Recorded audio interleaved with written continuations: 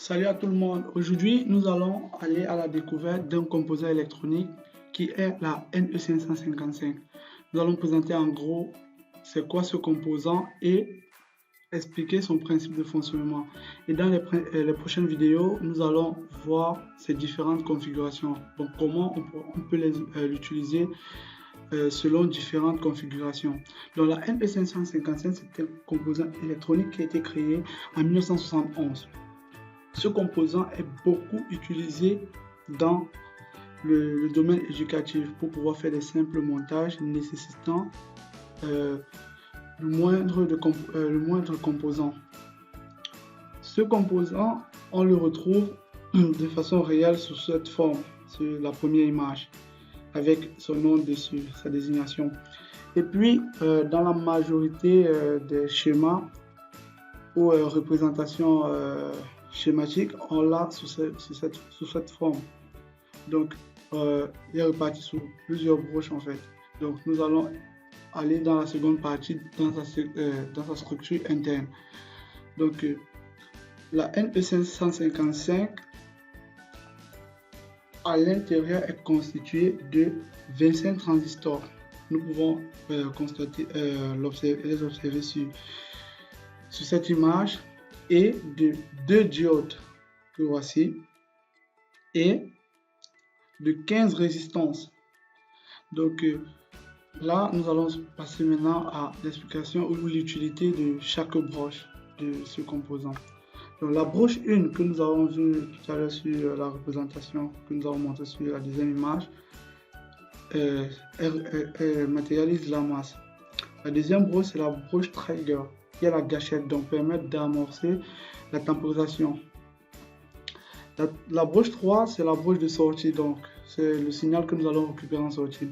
La broche 4, c'est la remise à 0, donc si nous mettons cette broche à 0, le composant arrête de fonctionner. La broche 4, c'est l'accès à la référence interne. Nous allons expliquer ça plus clairement dans le fonctionnement. La broche 6 permet de déclencher la fin de la temporisation, parce que le plus souvent on utilise ce circuit pour faire des temporisations. La broche 7, c'est la broche de décharge, permet de décharger le condensateur qui va nous permettre de générer une temporisation. Et la broche 8, c'est la broche VCC, donc la broche d'alimentation. Et cette broche peut être connectée entre 4,5 volts et 18 volts. Ce sont des valeurs de tension indiquées dans le document constructeur de ce composant. Donc maintenant, nous allons passer au principe de fonctionnement. Donc la NE555, déjà, est représentée de façon simplifiée de cette manière. Pourquoi NE555? Parce que ce pont diviseur de tension de 3 résistances est constitué normalement des résistances de 5 kg, 5 kg, 5 kg, 5 kg, 5 kg. C'est pour ça qu'on utilisait le terme 555. Donc, pour le principe de fonctionnement, il a un principe de fonctionnement assez simple. Donc, si la broche reset est connectée à 0, automatiquement la sortie est inactive. Donc, on a 0 ici à la sortie. Maintenant, si la broche trigger est inférieure à 1/3 de VCC, de la tension VCC, alors le circuit en sortie, on aura 1. Pourquoi? Parce que c'est directement la sortie de notre amplificateur est reliée à la broche 7 de notre bascule RS.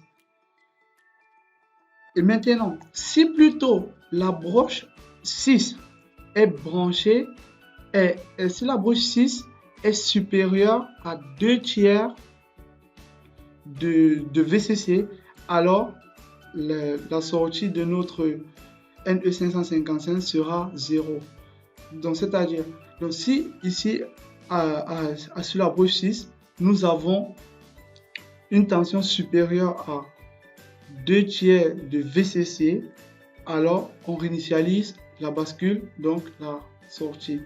Donc, merci d'avoir regardé la vidéo et on se dit à la prochaine dans les modes de configuration de la NE555. Merci.